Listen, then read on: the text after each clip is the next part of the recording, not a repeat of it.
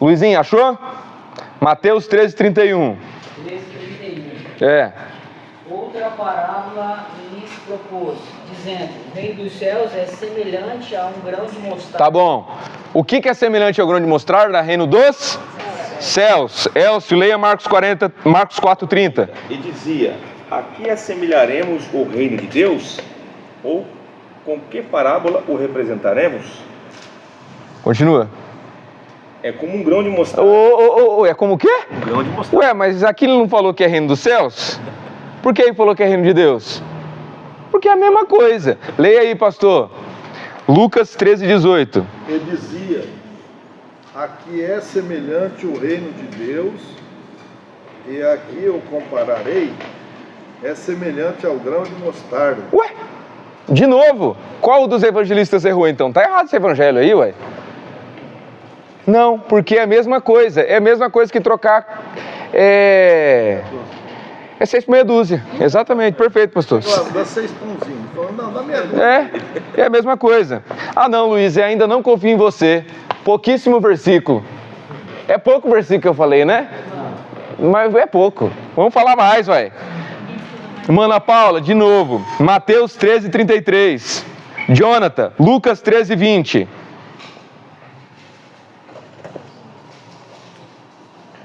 É pouco versículo. Mateus 13:33, achou, irmã? Outra parábola lhes disse: o reino dos céus é semelhante ao fermento. Pera, o reino dos céus é semelhante ao? Fermento. Então o que é semelhante a fermento? O reino dos céus. Lê, irmão Jonathan. Mais uma vez ele perguntou: com que compararei o reino de Deus? Comparar o quê? O reino de Deus. O que é o reino de Deus? O reino dos céus. Continua. É como um fermento. É como o quê? Um fermento. Meu Deus, está errada a Bíblia. Porque aqui está falando que o reino dos céus é semelhante ao fermento, mas aqui está falando que é semelhante ao reino de Deus, porque isso é a mesma coisa. Se em algum momento alguém ensinar, tem razões de por que se ensina isso, que reino de Deus e reino dos céus é a mesma coisa, a pessoa confundiu. Está equivocado. Não estou falando que essa pessoa é falso profeta e está fazendo isso com má intenção, não, tá? Não confunda. Mas essa pessoa está equivocada, porque a Bíblia é muito clara que isso são aspectos sinônimos, idênticos, porque esses termos são intercambiáveis. Mas, Luiz, é muito pouco versículo ainda. Então vamos ler mais, porque eu gosto da Bíblia. Minha irmã, é Thalita? Desculpa, Franciele, abra aí em Mateus 13:19. E a irmã aqui abre em Marcos 14:15. A irmã é Paloma, irmã? Pamela. É que, pessoal, tem nome que eu não decorei, desculpa, tá? Então, Marcos 4:14. A irmã ali, Mateus 13:19. Leia para mim, irmã, Mateus 13:19. As pessoas que ouvem a mensagem do reino, mas não a entendem, são como as sementes que foram semeadas na beira do caminho. O maligno vem e tira o que foi semeado no coração delas.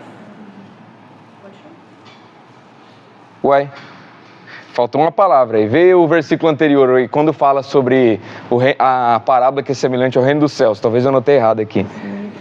Então escutem e aprendam o que a parábola do semeador quer dizer. As pessoas que ouvem a mensagem do reino, mas não entendem. Será que é a tradução? Tá reino aqui. Tá reino sem definição. Ah, tá reino sem. Reino sem céu. Então eu não anotei aqui. Tá, vamos voltar só um pouquinho. Me ajudem aí. Volta um pouquinho o texto e Jesus está falando do reino dos céus. 13. Lá em Mateus capítulo de número 13, Vejamos aí no contexto. Aí, ó, o Fabinho achou. E ele respondendo disse-lhes no 11: porque é dado vos conhecer o ministério do reino dos céus. Aí continuando o contexto que ele fala sobre a parábola do semeador, isso está em Mateus 13:10, então 8 versículos abaixo. 13:11. 13:11 ele fala do reino dos céus, e no 13:19 ele fala da parábola que quando a ave tira do coração, ela tira a semente do reino dos céus, porque eu anotei errado aqui, não está no mesmo versículo, está 8 versículos atrás. Quando a gente chega, porém, em Marcos, vai em Marcos 4, 14 e 15, quem abriu? Marcos 11. Marcos 11 ou Marcos 4? 4. Ah, desculpa, então leu Marcos 4:11. Ele lhes disse: A vocês foi dado o mistério do reino de Deus, mas aos que estão fora, tudo é dito por parábolas. Tá, leia o 14 e o 15 agora. O semeador semeia a palavra. Algumas pessoas são como a semente à beira do caminho, onde a palavra é semeada. Continua. Logo que a ouve, Satanás vem e retira a palavra nela semeada. Outras, como a semente lançada em terreno pedregoso, ouvem a palavra e logo a recebem com alegria. Todavia, visto que não tem raiz em si mesma, permanecem por pouco tempo. Quando surge alguma tribulação ou perseguição por causa da palavra, logo abandonam. Outras ainda, como a semente lançada em espinhos, ouvem a palavra, mas quando chegam as preocupações dessa vida, o engano das riquezas e os anseios por outras coisas, sufocam a palavra, tornando-a infrutífera. Tá bom, minha irmã. Me perdoem aí, faltou eu ter anotado aqui os versículos para fazer essa intercambiabilidade, sei lá se é assim que fala. Que é o quê? No Evangelho de Mateus, quando fala da parábola da semeador, o que é semeado no coração e que é o maligno arranca? O reino dos céus. E no Marcos é o reino de Deus. E vamos mais um versículo só para dizer que não foi pouco versículo. Mateus 10:7. Abra, Maico. Mateus 10:7. Odair, abra Lucas 9:2. Achou, Maico? Mateus 10:7. Leia bem alto. Por onde forem, preguem esta mensagem. O reino dos céus está próximo. É para pregar o quê? Reino dos céus. Leia Lucas 9:2. E os enviou pregar o reino de Deus. Uai, é para pregar o reino de Deus ou o reino dos céus? Porque é a mesma coisa. Então, primeiro ponto, essa distinção que fazem entre reino de Deus e reino dos céus, querendo justificar que o reino de Deus não é um projeto de civilização pro aqui, pro agora, estão muito errados. Muito errados. Beleza? Primeiro argumento que eu mostrei para vocês. Segundo argumento, Maicon, abre aí em Daniel 4:26. Fabinho, abre aí em João 3:27. Elcio, abre em Lucas 15, verso 18. João 3:27. Marco, leia bem alto aí, Daniel 4:26. A ordem para deixar o toco da árvore com as raízes significa que o teu reino te será devolvido quando reconheceres que os céus dominam. Os céus domina? Mas peraí, o céu domina? A nuvem domina? Os céus domina? Os céus com C maiúsculo. Quem que domina? Não é Deus que domina? Então por que está falando que o céu domina? Porque o termo céus, na cultura judaica, muitas vezes é usada sendo uma intercambiável, não sei se assim fala, é um intercambiável, um termo que se muda para se utilizar o próprio Deus. Lembra que eu falei a reverência que eles têm ao nome de Deus?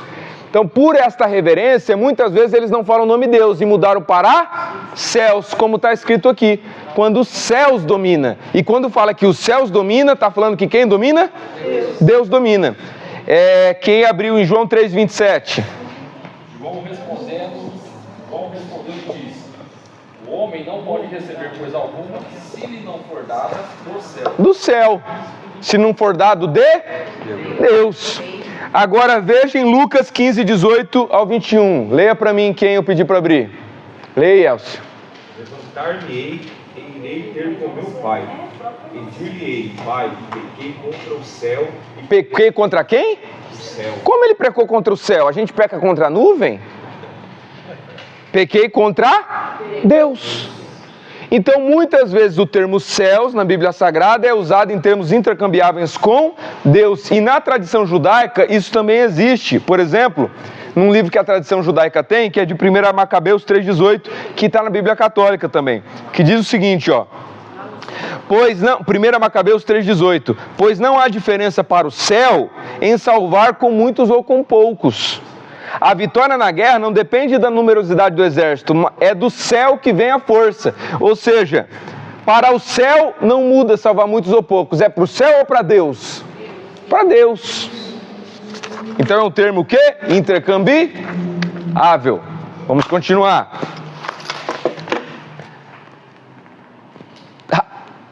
Tradição rabínica. Talmud, Pirkei Avó, capítulo de número 1, verso número 3. Está escrito assim: não sejam como servos que servem ao Senhor na expectativa de receber uma recompensa, mas sejam como servos que servem ao Mestre sem expectativa de receber uma recompensa. E que o temor do céu esteja sobre vocês. Que o temor de Deus. Qualquer um que profanar o nome do céu em secreto será excomungado publicamente. Como é que eu profano o nome do céu? Profanando o nome de Deus. E o outro aqui, o Rabino Ioná diz o seguinte: o nosso objetivo no mundo é glorificar o nome de Deus e aumentar a glória do céu. Outra coisa, exclusividade. O Evangelho de Mateus é o único que utiliza o termo reino dos céus. Você pode ler inteiro os 3 outros evangelhos. Sabe quando o termo reino dos céus aparece? Nenhuma vez. Só no Evangelho de Mateus. Para quem o Evangelho de Mateus foi escrito? Quem falou? Palmas para a irmã Ana Paula. Está todo mundo cansado? Vamos lá, palma mais forte para a irmã Ana Paula. Bora! Aê! O Evangelho foi escrito para os judeus. Então, sendo escrito para os judeus, não é óbvio que por reverência ao nome de Deus, vão substituir o nome de Deus por céus. Simples. Porque teria um grande problema. Se o evangelho de Mateus é o único que fala reino dos céus e outros evangelhos não falam, e são coisas diferentes, significa que todos os outros evangelhos desprezaram a mensagem principal de Mateus? Não faz, exatamente, não faz sentido nenhum. E então, vocês concordam comigo que isso é mais do que suficiente para mostrar que essa afirmação aqui está errada? Que reino do céu e reino de Deus é coisa diferente? Concorda comigo que conseguimos provar que reino do céu e reino de Deus são a mesma coisa? Quem concorda? Sim. Ok. Mas faltou interpretar aquele versículo. O reino de Deus não é deste mundo. Posso ler? Lê o quê? 36, que é o versículo. Ah, pode ler. Mas eu estava lendo o capítulo inteiro para ver se eu entendi o porquê. Disse Jesus, você estava falando com Pilatos, tá, gente? Disse Jesus: o meu reino não é deste mundo. Se fosse, os meus servos lutariam para impedir que os judeus me prendessem. Mas agora o meu reino não é daqui. E aí? Mas agora. Deu ruim. Então, será que não é agora, mas é depois? João 18. Uma boa. Posso dar minha interpretação? Dá. Até agora? Porque o contexto mostra que quando Jesus foi apresentado para Pilatos, os judeus entregaram Jesus a Pilatos e Pilatos foi julgar Jesus porque Roma era o que tinha o poder de matar. Certo. E aí Pilatos chegou e falou: você é o rei dos judeus? Aí Jesus perguntou assim para ele: você pergunta isso de você mesmo ou falar alguma coisa de mim? Aí ele falou: não sou judeu. Você por acaso está dizendo que você por acaso sou judeu? O seu povo e os seus sacerdotes mandaram te prender. Aí Jesus falou: o meu reino, eu sou rei, mas o meu reino não é deste mundo do mundo dos sacerdotes dos judeus, que mandaram me prender. Porque se o meu reino fosse do reino desses judeus aí, eles teriam lutado para não me prender. Mas não, no versículo 37, Pilatos fala assim: então você é rei. E Jesus fala: tu dizes que sou rei. E de fato, eu sou rei. Porque por essa razão eu nasci e vim para o mundo. Para quê? Para ser rei. Para testemunhar da verdade. Todos que são da verdade me ouvem. Aí Pilatos vai falar, mas... Quem concorda com a interpretação dele? Mas é confuso, porque Isaías Jesus viveu a profecia de Isaías. Então não era tipo, se o povo escolhesse, ele estava ali para que a palavra se cumprisse. E aí? Alguém concorda com a... Mas eu acho que mundo nesse quesito, pelo que eu entendi, ele quer dizer o mundo corrupto espiritualmente e sociedade judaica ali que mandaram prender Jesus. E aí, pessoal, debatam aí. E aí, ó, o pastor Éder. Fala aí, pastor Éder. Vamos ouvir o pastor Éder. O reino de Deus não é comida nem bebida, mas justiça e paz e alegria no Espírito Santo. E aí, pastor? E esse reino que ele estava falando não é equiparando o reino físico, Está falando do reino espiritual. E aí, vocês concordam com o pastor? Essa Tinha foi nada a ver com o reinado de Pilatos ali, reinado romano. E aí, alguém concorda? As pessoas não entendiam, até hoje não entendem. Alguém concorda?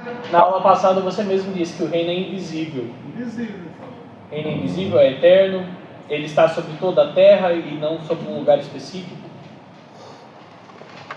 Muito boa a interpretação do Michael também. A única observação é que não parece que daria para encaixar quando Jesus disse assim, se meu reino fosse deste mundo, os meus servos lutariam por mim. Talvez daria para encaixar que está se referindo aos sacerdotes? Não sei, talvez. Mas tem uma interpretação muito mais fácil, que é a do Donald Crable, né? Que quando ele fala de origem. De origem. Quando fala meu reino não é deste mundo, meu reino não se origina daqui, mas está aqui. Eu sou de Nova Andradina? Não. E eu estou onde? Não. Pronto. Então o reino não é daqui, mas está aqui.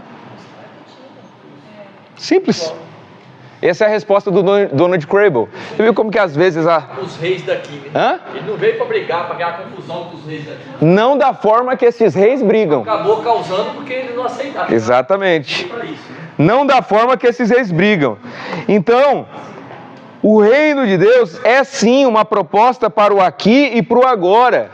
Porque os integrantes do seu reino, nós não estamos falando de igreja agora, nós estamos falando de reino de Deus. Os integrantes do seu reino são sal da terra. O que é salgar a terra senão o aqui e agora? São luz do mundo.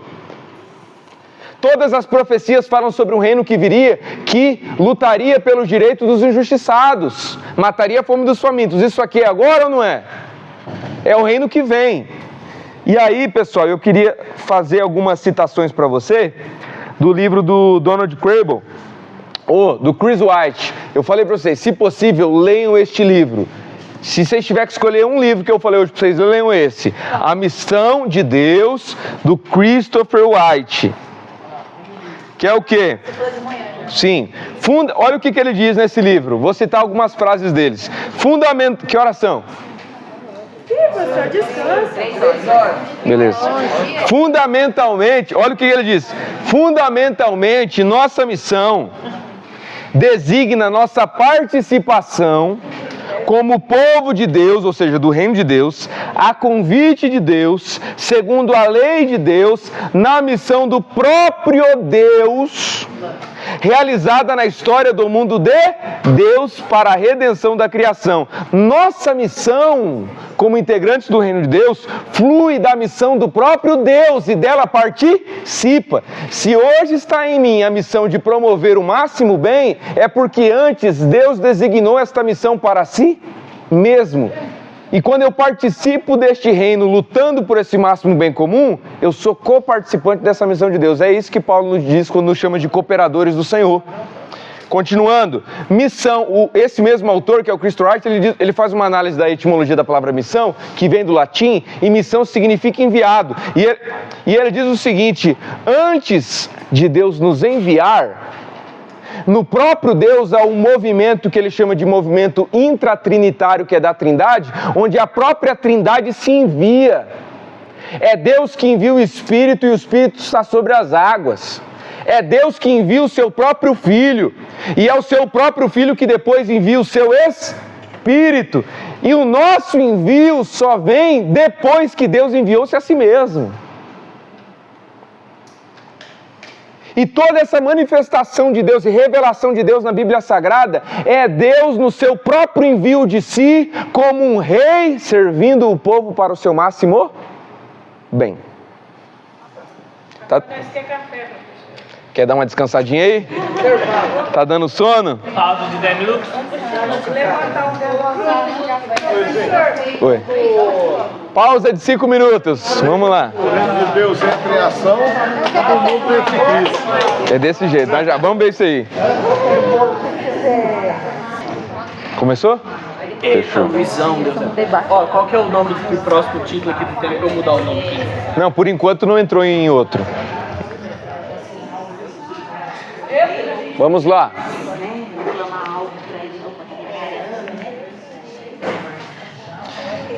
Eu parei nessa pausa, eu estava citando alguns trechos deste livro que eu falei para vocês, do Christopher White, que se chama A Missão de Deus.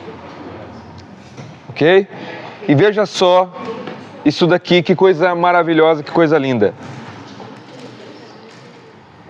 A Bíblia toda é um fenômeno missional, no sentido de que a Bíblia é testemunha do movimento deste Deus que se doa, que se envia à própria criação, bem como se envia para nós, que somos seres humanos criados à imagem de Deus, mas errantes e iníquos.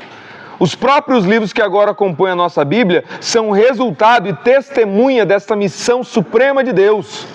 A existência da Bíblia é em si mesma evidência incontestável de que Deus se recusou a abandonar a sua criação rebelde, de que Ele se recusou a desistir, mas está determinado a redimir e restaurar a criação caída a seu propósito original. A própria existência da compilação de tal coletânea, que é a coletânea Bíblia, os 66 livros, é evidência de um Deus que vai atrás dos seres humanos, de um Deus que se revelou a eles, que não os deixará sem luz em sua escuridão, um Deus que toma iniciativa de restabelecer conosco o relacionamento que foi quebrado. E continua o autor: de quem afinal é a missão? A resposta, parece-me, pode ser exprimida em uma paráfrase do cântico dos redimidos da nova criação em Apocalipse 7:10. A salvação pertence ao nosso Deus, que se assenta no trono e ao Cordeiro. A missão é dele, já que a Bíblia inteira é a história de como este Deus, o nosso Deus, realizou a sua salvação para todo o cosmos. Podemos afirmar com igual legitimidade: a missão pertence ao nosso Deus. A missão não é nossa, a missão é de Deus. Certamente a missão de Deus é a realidade fundamental de que flui toda e qualquer missão que nos envolvemos. Como já se disse primariamente, não é que Deus tenha uma missão para a sua igreja no mundo, mas que Deus tem uma igreja para a sua missão.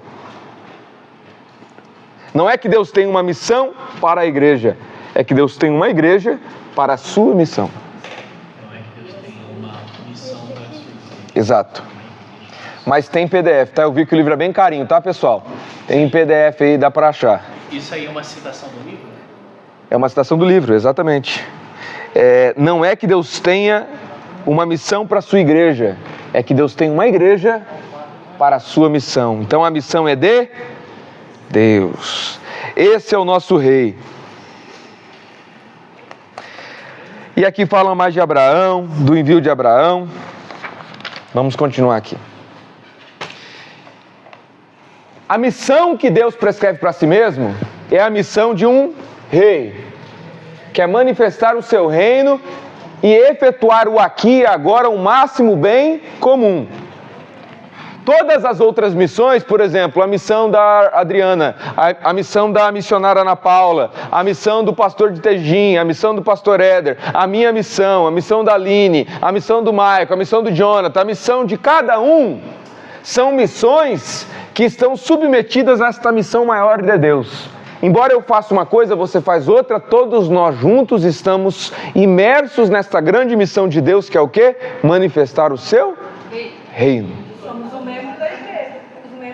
Nós não entramos ainda no tema igreja, nós estamos no... Eu citei igreja, que é a citação do Chris White, mas ainda nós estamos no reino. Nós estamos falando de reino por enquanto. Vai chegar um modo que nós vamos falar daí da igreja. Qual é a relação da igreja com o reino?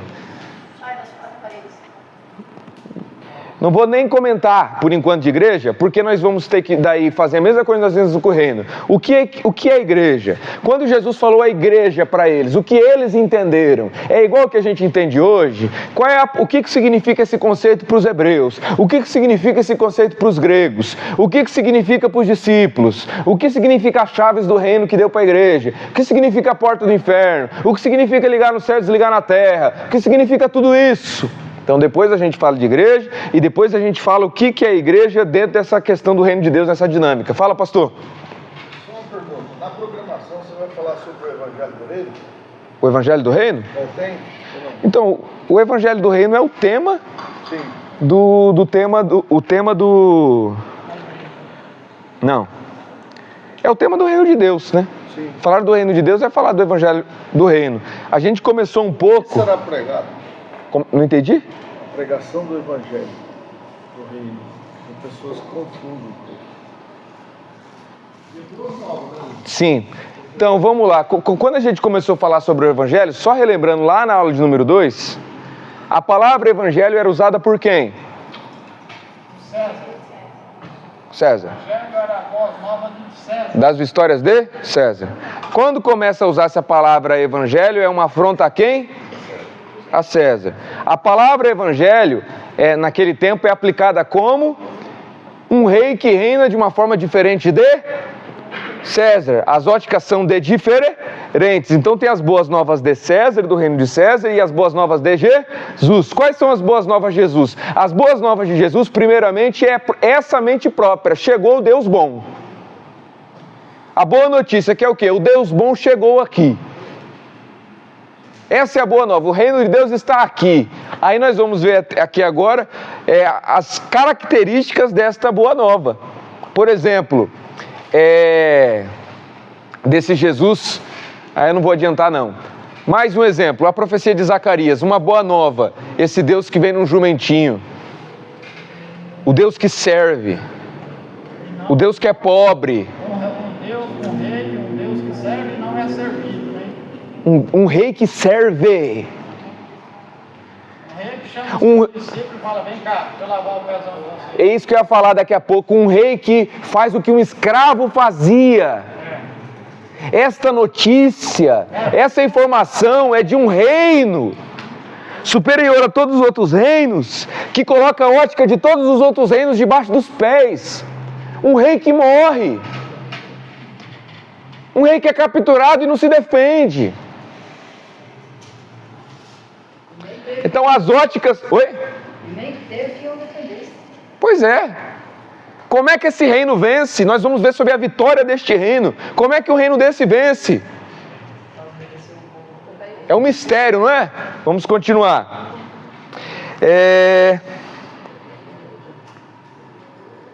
Textos bíblicos que demonstrem que a missão é a missão de Deus. João capítulo de número 4, verso de número 34. A minha comida é fazer a vontade daquele que me enviou e realizar a sua obra. João 6,38. Porque eu desci do céu não para fazer a minha vontade, mas fazer a vontade daquele que me enviou. Hebreus 10,7, citando o Salmo 40. Então disse eu, eis que aqui estou, para fazer, ó Deus, a tua vontade. Toda a missão de Jesus feita aqui é antes a vontade e missão do próprio Deus. E Jesus diz, quem vê a mim vê o Pai. Então o Chris White, ele propõe que, por exemplo, tem base bíblica para o casamento? Tem. Tem base bíblica para o casamento. Mas a Bíblia em si não é um fenômeno casamental. Toda a Bíblia não se resume a casamento. O casamento é só um teminha lá dentro. Então tem a base bíblica do casamento. Mas o Chris White diz que quando se trata da missão é diferente. Não é a base bíblica da missão, é a base missional da Bíblia. Que segundo ele, toda a Bíblia tem como base fundamental a missão. É a missão primeira do próprio Deus, é a missão desse movimento intratrinitário em Deus que envia o seu Filho e depois envia o Espírito, é a missão de Deus que envia Abraão, é a missão de Deus que envia os apóstolos, é a missão de Deus que nos envia.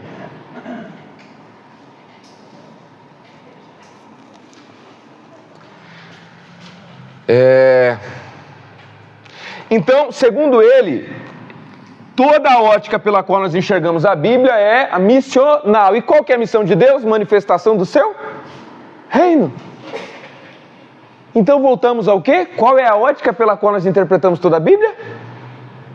O reino de Deus, pessoal. Glória a Deus. E aí, vejamos só o que é este reino. Agora que nós concluímos várias coisas sobre o reino de Deus, sobre que o reino é necessário, é benevolente, que as leis são diretivas, não são arbitrárias, que essa distinção que fazem de reino dos céus e reino de Deus não é a correta, e que essa missão que Deus prescreveu para si mesmo de reinar pelo nosso bem é toda a base bíblica, desde o início, até com seus símbolos da arca, Deus se apresentando como um rei diferente dos do Egito, o anseio, etc, etc. Nós vemos aí agora no que se difere o reino de Deus do reino do mundo.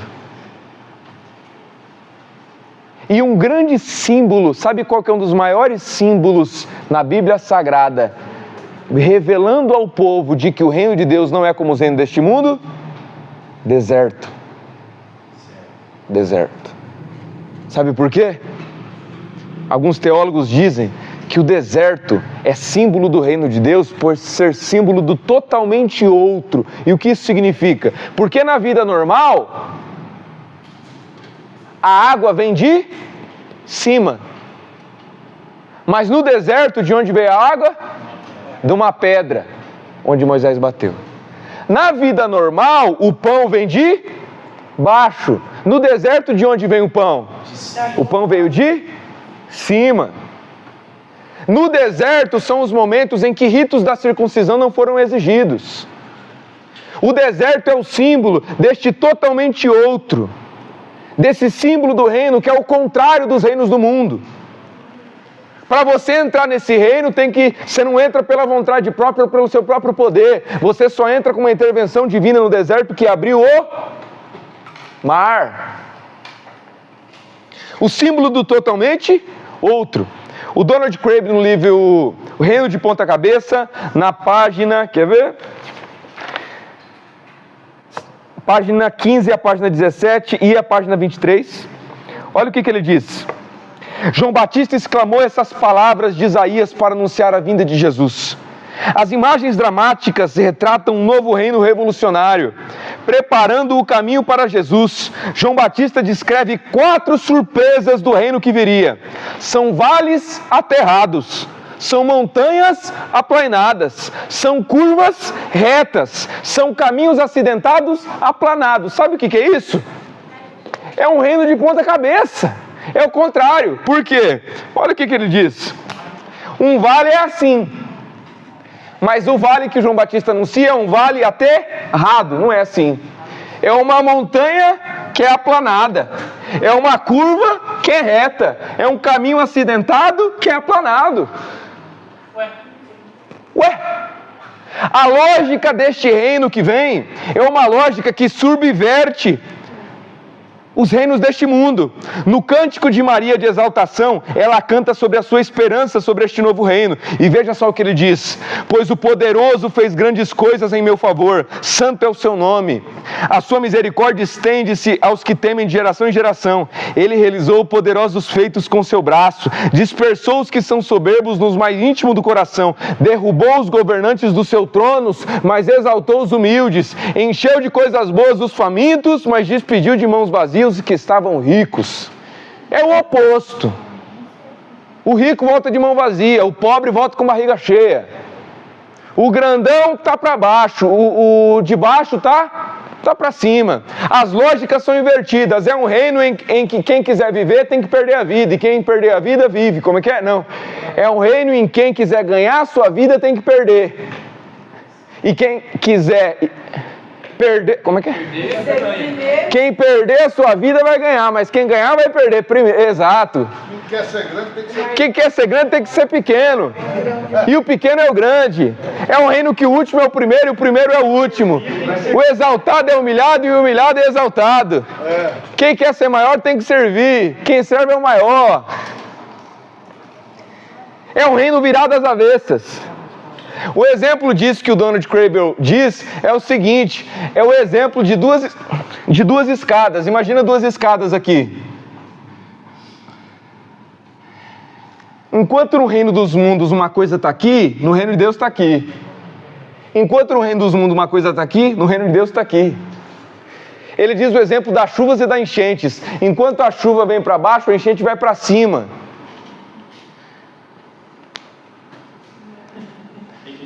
O desprezado agora é amado e aceito. Os esquecidos são lembrados. Esse é o reino de Deus de ponta cabeça. O rei que se faz escravo. Você sabe o que era uma pessoa que lavava pés, pessoal? Você sabe o que era uma pessoa que lavava pés? Naquela época, e comentário de Joaquim Jeremias, Kenneth Bailey e do Paulo Capelletti. As pessoas, imagina as pessoas vindo de longe na Páscoa. Está na Páscoa, né? E o pessoal está andando de longe. Nessas caminhadas de longe, o Paulo Capelletti disse, vocês podem até dar risada, o povo fazia as necessidades no meio da estrada. Tem banheiro, tem posto de gasolina para parar no banheiro? Não. E eles vêm andando. E eles fazem a necessidade na beira da estrada. E muitas vezes a gente faz no meio. Aquilo se tornava um fedor tão grande que se misturava com os pés. Ficava imundo aquilo ali. E por conta desta viagem, a mesa deles não era igual à nossa. A mesa deles era baixa. Então eles se assentavam de um jeito que ficavam próximo dos pés. Isso fedia. Provavelmente, se eu fosse limpar um negócio, talvez me daria até ânsia de vômito, cheiro de mijo, cheiro de fezes. Tudo isso. Imagina feridas andando muito na beira no caminho. Por isso que sempre quando chegava em algum lugar, tinha um escravo, seminu, que se abaixava e limpava os pés das pessoas, para que não ficasse com aquele fedor. Aí, no momento de uma festa, provavelmente não é só os discípulos que estão ali, eles estão ali, mas provavelmente tem gente por fora, vendo a Páscoa deste rabino. Aí agora o rei, que é anunciado pelas profecias, ele tira